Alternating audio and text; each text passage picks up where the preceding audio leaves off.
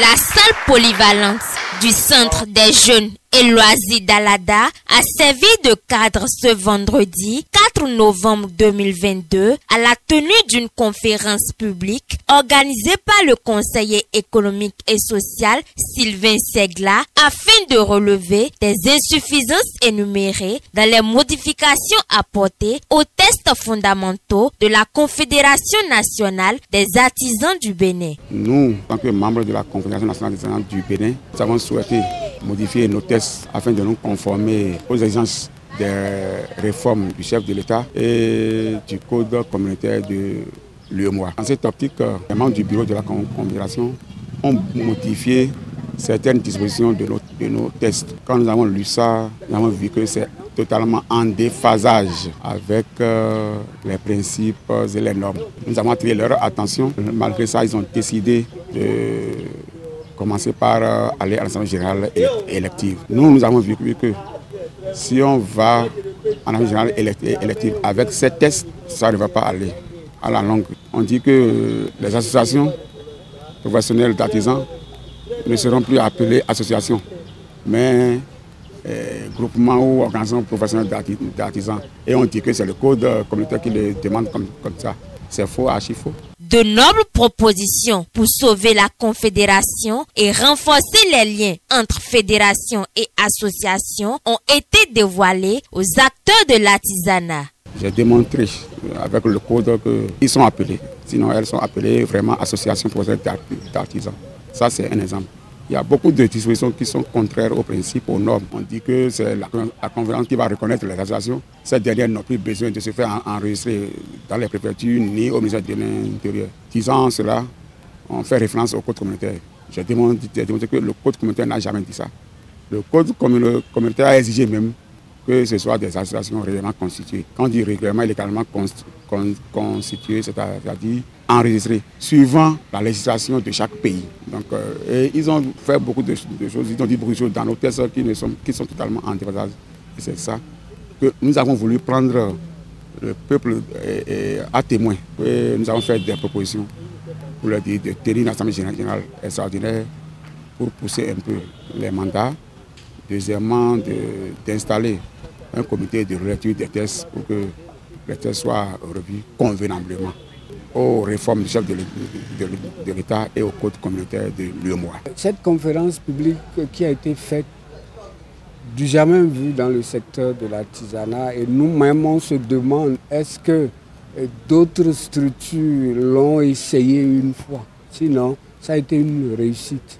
Une réussite dans ce sens où on a appelé, même si c'était une dizaine de personnes, ça suffit largement parce que les personnes qui sont arrivées sont sorties de divers horizons. Et quand elles sont sorties de divers horizons, porter l'information, parce que quand une bouche a une information, j'ai comme l'impression qu'il y a plus d'une oreille qui doit écouter et par la suite. Donc, c'est la meilleure méthode que nous, on a commencé par essayer dans le secteur de l'artisanat.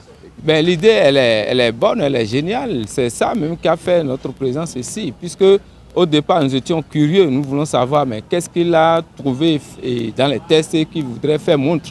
Et donc, c'est quand il a pris la parole, il a commencé par énumérer des choses depuis l'introduction jusqu'à la fin que nous avons vu que et effectivement, il a de la matière à faire montre et ça nous a beaucoup fait plaisir. Ça nous a permis aussi de comprendre certaines choses que nous n'avions pas appréhendées dès le départ. Donc, cette conférence est très utile et s'il y a des gens qui puissent jouer ce rôle d'éclaireur pour notre secteur, ça ne ferait qu'à améliorer les conditions de travail, les conditions de vie de nos artisans. Quelles sont à cet effet les attentes des initiateurs après cette conférence?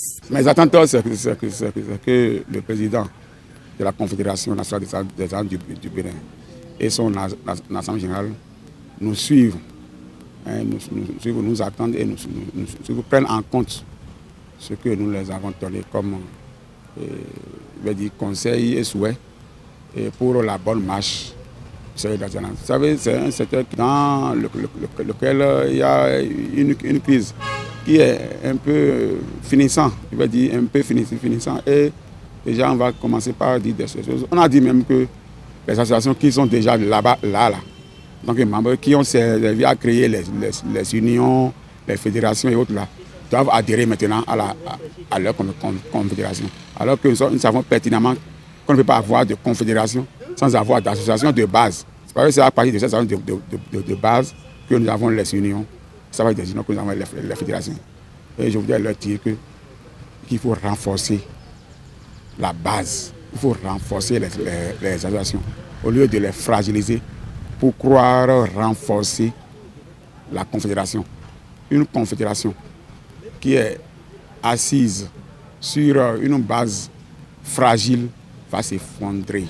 On doit faire une relecture. Bon, quand vous faites la relecture, portez à connaissance de tous ceux qui sont ensemble dans cette confédération, ce qui n'a pas été fait. Nous, on s'est dit que c'est pour aller à la va-vite. Mais on a dit, bon, voilà, on a fait des dénonciations qu'on a portées à votre connaissance, mais vous ne les avez pas prises en compte. Qu'est-ce qu'il faut faire? Il faut prendre des témoins et leur dire, nous, on n'est pas arrivés pour remettre en cause ce qui est déjà bien. Seulement, on va porter à votre connaissance par rapport aux modifications qui sont faites. Et à ça, là, on a dit, mais c'est en contradiction avec les textes auxquels ils ont fait référence. Donc, c'est ça qui a fait réunir tout ce parterre d'artisans. Le nombre qu'on devait être, la salle ne pouvait même pas contenir, mais ce n'était pas dans la dynamique d'avoir un grand groupe. C'était juste porter l'information à connaissance de 2 ou 3 personnes. Là, partager dans les autres oreilles et pour que l'information puisse atteindre les concernés. C'est une satisfaction parce qu'il y a des choses que nous ne savions pas et qui nous ont été révélées et qui sont dans le test. Et certainement, ceux qui ont fait ce travail-là, avec le président aussi, peut-être n'ont pas vu le sens de ces choses-là. Et c'est en cela que cette conférence est vraiment utile pour que rapidement l'on puisse véritablement remettre les choses à l'heure pour permettre aux artisans de continuer la marche vers le développement souhaité par le chef de l'État. Notre souhait, c'est que l'on puisse intégrer toutes les observations qu'a montré le conférencier pour que la paix règne dans la maison.